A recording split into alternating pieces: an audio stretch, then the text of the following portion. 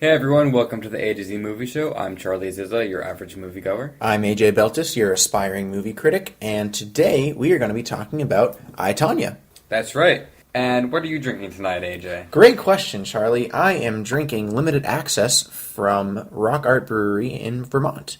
Remember, I went up the day after Christmas to go get a big haul of some beer, and that was one of them. Well, that was one of them. Oh, I thought you were going to call me out for ignoring your text. No, I was just going to say that this is a beer that is worth a several-hour round-trip drive, and I'm glad I'm drinking this tonight. Okay, cool.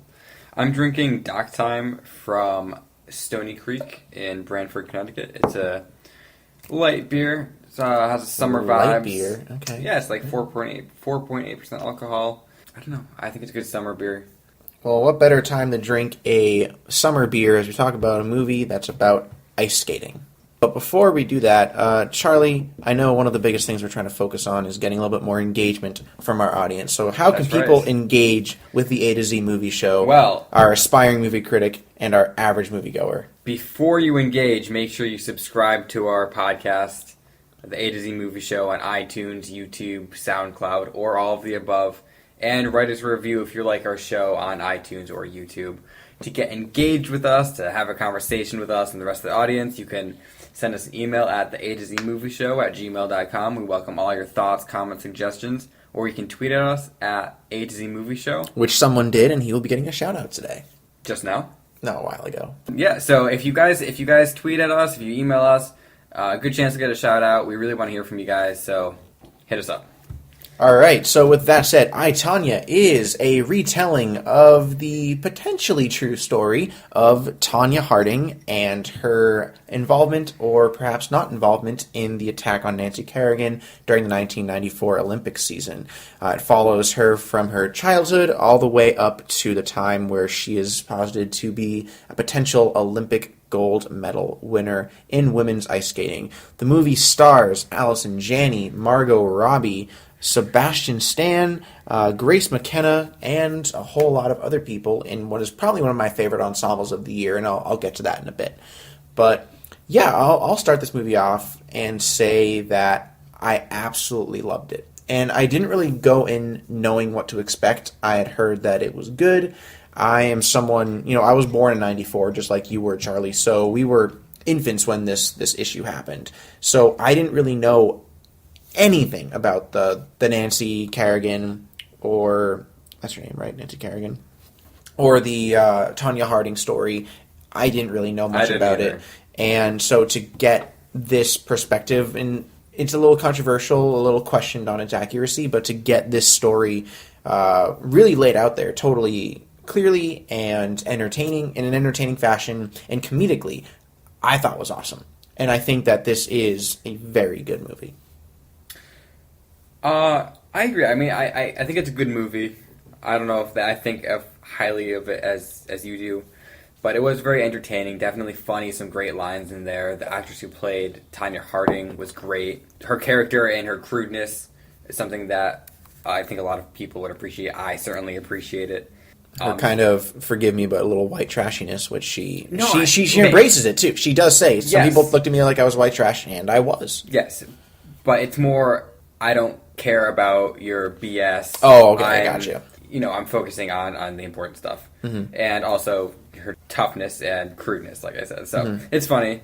Her mother is even worse. I like that it's bringing the story to life. There are definitely discrepancies on whether or not it's historically accurate, but it doesn't matter. I mean, it's let's try to look past that for as much as we can. Yeah, I think we can discuss it a little bit as we go on, but that's okay. I mean, it's a Hollywood movie. Audiences know that. I'm okay with that, with the caveat that the people who are portrayed in the movie kind of get screwed over a little bit whenever it comes down to this. Yeah. So you touched on it, Margot Robbie. She's been in Suicide Squad. She had her bigger debut in Wolf of Wall Street. Was she Harley Quinn? Yes. Oh, and sweet. She was even in About Time, which I remember when we first watched About Time, there was a scene where Tim, the main character, to choose between Rachel McAdams' character Mary or, what was her name? I can't think of the character's name, but she stayed with the family and went on a date with Tim one night in London, and you said, oh, she should have gone with Margot Robbie. I was like, no, she shouldn't have gone with Margot Robbie. So... Why? I don't remember that. Yeah.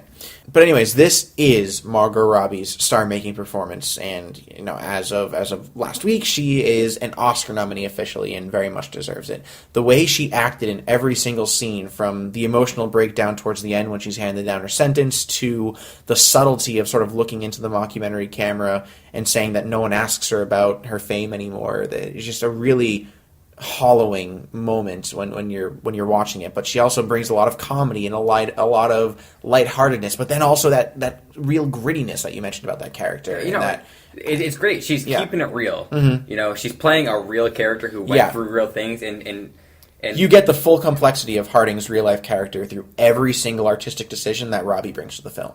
Yeah, I mean, I believe that this is a real person who went through all these things. It's not this character symbolizes this or whatever. It's a real person who has their ups and downs, their flaws, and also their great qualities as well. One thing I will say, though, is that I really don't think she should have played the 15-year-old version of herself, because she looks nothing like a 15-year-old. And all I kept thinking about is... Oh, did she? Yeah, that was her, and she had shorter hair, and she's like 6 feet tall, and I was like... It was way too much of a distraction. Yeah, but in movies, they always do that. They always have these 25-year-olds play high school kids, I mean, hell, Tom Hanks was probably 40 when he played 18-year-old Forrest Gump.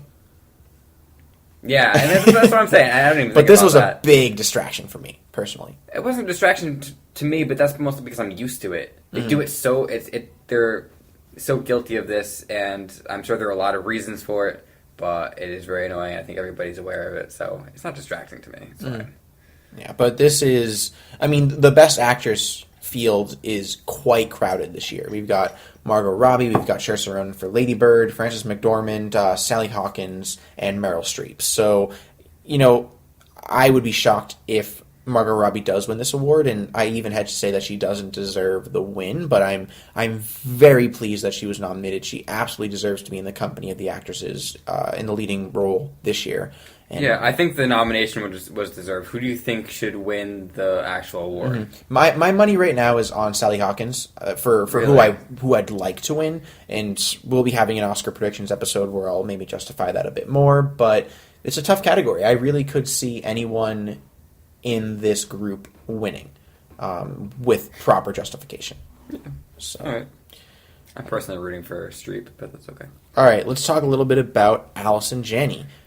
I don't think there was enough of her in this movie, but I thought she did extremely well playing, what was her name, Levon as the mother?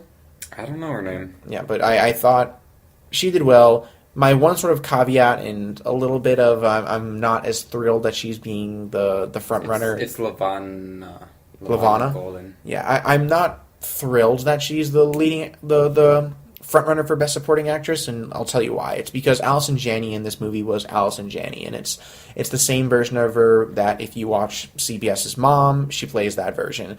We see her play this character in, oh God, what was it? Even Juno. We even see a little bit of it in maybe even The Way, Way Back. So Who's seen Juno? She was the stepmom. Where the hell you been, Junebug? Oh, okay. We don't have a dog because you're allergic to their saliva. She's way more over the top than that, but yeah, I see what you mean. She's kind of a character actor. Yeah. So I think she's an outstanding actress. I love Allison Janney. I'm glad that it's finally the non-television award circuits are recognizing her. But I don't think this is her career performance, and particularly because I don't think there was enough of her. Okay. Mainly, A, I don't think she was very differentiated from a lot of performances she's done in the past, and B, I don't think we that's saw her character in the movie. But I also don't think we saw enough of her to warrant an Oscar. I like Allison Janney a lot, and I'm not trying to dismiss the work that she did here. I just don't think that it should be like, wow, finally, the award-winning performance from Allison Janney we've all been waiting for. Okay, so I don't recall her from any other movies, really. I vaguely remember her from Juno. But I think that why don't you go back to night school in Mantino and learn a real trade? I don't know what you're talking about. That's what she said to the X-ray technician. Oh, okay. Ultrasound technician, sorry. Yeah. I think that she did a really good job in this movie. I don't know her from other movies, so I can't say whether or not it's differentiated enough from her other performances. Mm-hmm. But I also don't think that the fact that she wasn't she didn't have a ton of screen time in this movie. I don't think that takes away from it too much. She had enough where I would definitely consider her to be worthy. I don't think that's something that detracts from it. The big thing would be whether or not she's playing herself. That may or may not be true. I don't know. Well, you walked out of the theater as the credits started, and you didn't see, but they actually... We walked out of the theater at the same time. No, I stayed back and you left, and there was a moment... What are you talking about? I'll tell you. There's a moment where you see what the real Ivana looks like, and it's spot on. I just looked at the comparisons. That's not who's spot on. Who's spot on is that fat dude who put together the whole conspiracy. The international spy. But we looked and you're not. That guy's spot on. He was great. So, and that brings me to the point of the ensemble. I mean, this is probably... Wait, for the audience, because I don't know either. What is an ensemble cast? What does that mean? An ensemble cast... so that's a loaded question. If you were to say a movie is an ensemble film or an ensemble piece, that's a movie that doesn't necessarily have a main character, or you have a lot of moving pieces. So Love Actually is an ensemble piece. The Help, arguably, is an ensemble piece. Okay. This movie was not really an ensemble-driven piece, but I thought that the ensemble, which is the cast of characters, all did well. Okay, Margot, so to be clear that Tonya is the main character, yeah. But you're just talking, when you say that, you're broadly talking about the entire cast. Correct. So from Margot as the grown Nancy to McKenna Grace as the younger version, Sebastian Shaw as the treacherous Jeff, Allison Janney as the cruddy mother, and everyone in between, including, his name is Paul Walter Hauser, who is the self-proclaimed international spy. This committed cast is terrific. And I think they deserve a lot more praise as a collective group than they're getting. One of the reasons why I don't think they're getting that much collective praise is because you don't really have them interacting that much. One example of this is Bobby Cannavale, who plays the, I think, FBI agent, who points out the evidence as they go along and saying he moves his car every 15 minutes in order to be inconspicuous. Yeah, so you get great performances from individual characters. And aside from Margot Robbie and Allison Janney and Margot Robbie and Sebastian Shaw, you don't really see them interacting as a group. And that's what would make me say this movie is not an ensemble piece, but they're still an ensemble of actors working in this movie, and in their own right, they're all fantastic and keep the movie going with a very strong momentum. I don't know that I agree about the momentum of the movie, though, because I think that the pacing of the movie was a little bit off. I cannot disagree with you more. Okay, well, let me say what I have to say. Say what you gotta say. The beginning of the movie was, it kind of grabbed you. You had this really good skater, but she came from an unconventional background, especially for that type of sport. Her mother is shocking, and Tonya herself becomes shocking as we go on. I think that, and I realize that this is historical to some degree, but the whole, I'm hesitant to say sideshow, but the whole event with the sabotage of the other skater, I forget her name. Nancy Kerrigan. I think that dragged on too much, and I was very much done with it by the time that we settled all of it. Can you kind of clarify what you're saying there? Yeah, so all of the details behind the scenes that didn't necessarily involve Tonya, but involved more Tanya's boyfriend, husband thing. Yeah. Abuser. We'll just say that. He's an asshole. His scrubby friend, the fat dude who orchestrated this whole conspiracy poorly and screwed everything up. That was cool for a little bit, but it was just too long. I don't know how long that extended for in the movie, but I lost interest in it at some point, and I was like, well, are we going to get back to Tonya? Are we going to get back to the skating? Like, what's going on here? It didn't ruin the movie, but it was just a little bit too much. So I think the pacing was off. The ending, frankly, I don't even remember the ending. So I think that there were some ups and downs throughout this movie. See, I'm actually going to be on the total opposite spectrum of you for the Nancy Kerrigan stuff taking too much time. I actually wanted, well, let me not say that I wanted more. I think it was a pro and a con that this movie did not really have a lot of the Nancy Kerrigan information. And I get why they did it, because it's more of a biopic on Tonya Harding and how the Nancy Kerrigan incident affected her life. That's what I'm saying, because I didn't even know about the Nancy Kerrigan thing until I was already in the movie. So I thought this was just about a skater who overcame all these obstacles and these hardships and became the world's best skater. See, I did kind of know that there was the broken knee situation, and that, I think, is, again, one of the criticisms here is that Nancy was just sort of a plot device. I don't think we ever even heard her talk. And It's exactly how it came about, and in a way I sort of felt cheated out of an integral part of Tonya Harding's story. And Tonya even makes a point to say that I was good friends with Nancy, and maybe that was Tonya being shady and saying, you know, I wouldn't do that to a friend, but maybe she hated her guts.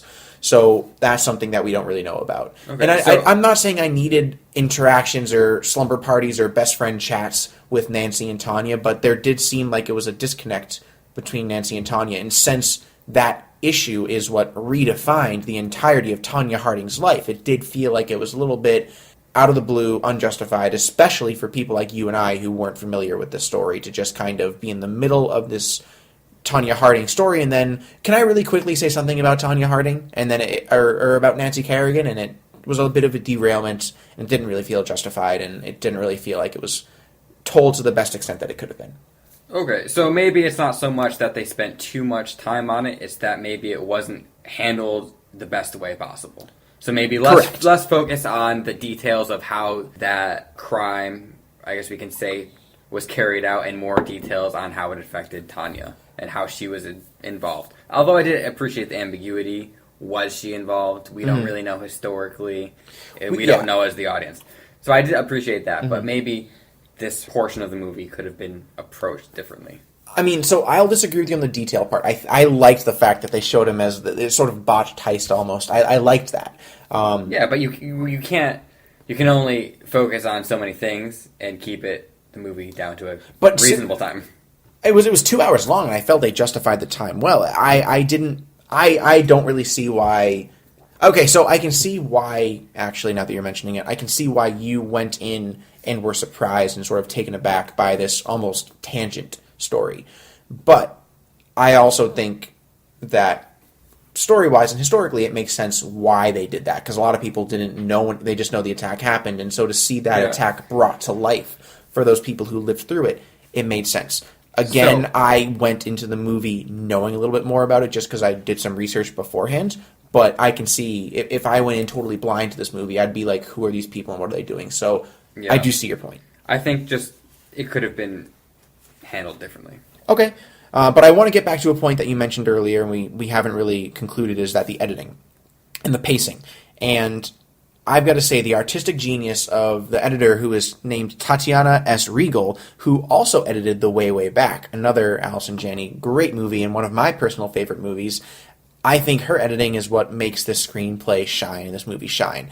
And within the course of 30 seconds, you'll flash between a character testimonial in front of a camera to a flashback of what actually happened at the time to a fourth wall break, and everything is just so seamless and natural. And the effort that it must have taken on not only the cast's part and the screenwriter's part and the director's part, but particularly that editing team. We talked last week about the Oscar nominations and the fact that Tonya slipped in here over some bigger names, perhaps, like Get Out and Lady Bird and touted Best Picture nominees and winners. I'm glad that this movie snuck in. There were a couple movies I think that should have been in there as well, but I'm very happy that Tonya got here, because despite the fact that it wasn't even a Best Picture nominee, this was one of the best edited films of the year. It took some really unconventional turns with the way that character testimonials interacted with what we were seeing on screen, and even those fourth wall breaks, which fourth wall breaks are very hit or miss, and I thought all of the fourth wall breaks in this were hit and great. I like Kudos to the editing, and I'd love to see this. I think the editing was great, but I don't know if that has anything to do with the pacing of the movie. Well, they for the most part don't have everything to do with one another, but along the way they do have a hand-in-hand relationship, and there wasn't any lagging, and the editing is just making all the screen time and all the footage just very concise and very tight. So I think of that as more like tactical, short-term, whereas I don't know what it would be in the place of pacing is like long-term. There's the argument of like sustained pacing over the course of 2 hours, but the editing has a hand in that. And if you make every one of your cuts a fraction of a second longer than they should be, then that's going to impact the pacing overall. Yeah. And it's how much story can you tell in how much time. And if you can tell this much story in 2 hours, I really think that this movie, I'm glad that it's being recognized to the extent that it is in terms of its editing, because hell, it really deserves it. Yeah, I agree. I think that I was happy to see it have that nomination. But I am on the topic of the pacing, I really believe that this was a well-paced movie. I like the way that they jumped between different points in her life. The ending, I'm not going to say I didn't like. I do think it was a little abrupt, but I think that they were focusing more so on the more crucial parts of her life, which I can understand, which surrounded the Nancy Kerrigan incident. Yeah. And so I can see why they sort of pushed the ending a little bit Endings quickly. in historical movies, you can give them a pass. Yeah, precisely. I'm not going to say it was a detriment to the movie or a terrible factor of it, but it did feel slightly rushed towards the end. So, AJ, at the end of the day, what would you give this movie? Would you recommend it to audiences to go see? Sounds like you probably would. Sure. So I thought this movie was darkly humorous, but still humorous. I do think that it shouldn't weigh into the overall quality of the film, but it still should warrant a discussion about what responsibility do the filmmakers have to tell the absolute truth as they know it. Now, there is a lot of ambiguity around this crime. If you look it up, there's a lot of discussion about whether or not whether or not Tonya definitely had knowledge of this incident.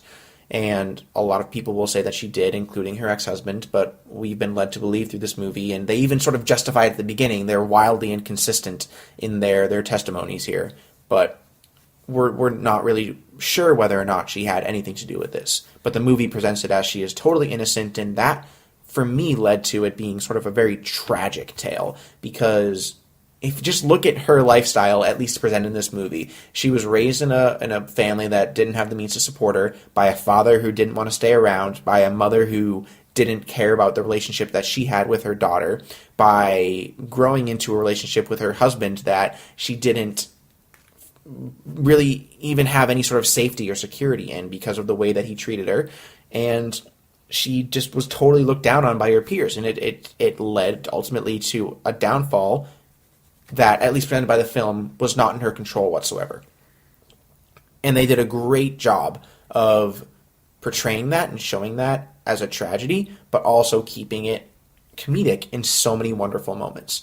So that's an issue of whether or not she was responsible, and that's a discussion for another day. Right now I want to focus on this movie, and I think this movie was great. And I think, again, it's a dark comedy. It was outstandingly acted, impeccably paced, so well edited, and a borderline daring take on this controversial story and subject. I loved every second. I think that there were some problems I had with it. So again, the ending was slightly rushed, and I can understand why they did the Nancy Kerrigan story and that approach the way that they did, so that they could focus more so on her almost biopic of this period. But I also felt like, again, it sort of shoehorned Nancy into this plot device, and that's what a lot of people wanted to know more about. And I think that there was an opportunity for that film to explore that character and that issue a little bit more. I would have been fine with it being even a little bit longer. So my long-winded answer to your question, do I recommend it, Charlie, is yes. And I'm going to give this movie a 4.5 out of 5. I think that it's one of my favorite movies of the year. It's in my top 10, and I think that you should check this movie out for sure. I loved it. Go see it. I like this movie as well. I think it tells a very real story about a very real person, and that's something that audiences, in my opinion, these days would appreciate a lot. I appreciate it a lot. A lot of Hollywood movies are known to glorify certain things or kind of sugarcoat things, but this movie no sugarcoating in this movie doesn't do that, and I think that there's a lot to say for that, both historically and just for the characters and for the audience as well. We discussed a little bit about the historical accuracy of this movie. From what I have read in the past couple days about this movie, it's not terribly accurate. I read a list somewhere that went down the lines, asked like all these questions. Did this happen? Did this happen? Mm-hmm. Did this happen exactly the way it was in the movie? And it was kind of like, no, kind of, maybe, yes, no. So a lot of the details were off, and that always is an issue for movies like this. You're portraying real people, some of whom are still alive, their families are still alive, and that is a real moral dilemma. That's one big issue I have with Titanic, one of my favorite movies ever. One of? Yes, one of. That's not your favorite? We've already talked about this on this podcast.